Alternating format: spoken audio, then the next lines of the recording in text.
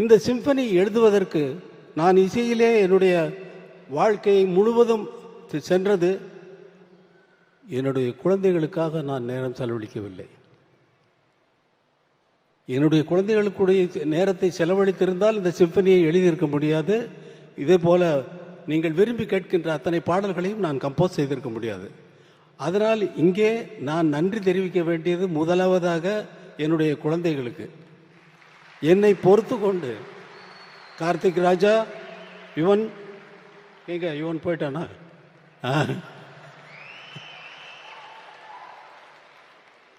உங்கள் இருவருக்கும் நீங்கள் உங்களோட செலவழிக்க வேண்டிய நேரம் தான் அங்கே வந்து சிம்பனியாக இசையாக வெளியில் வந்திருக்கு. அதை நினச்சி நீங்கள் சந்தோஷப்படலாம். உங்களோட எங்கள் டாடி நீங்கள் எங்களுக்காக நேரம் செலவிடலைன்னு சொல்லி நீங்கள் இனிமேல் கம்ப்ளைண்ட் பண்ண போகிறதில்ல. இது உங்களுக்கும் வயசாகிடுச்சு, உங்கள் குழந்தைகள் வந்து உங்களுக்கு சொல்ல போகுது. அதை இந்த இசை எழுதும் பொழுது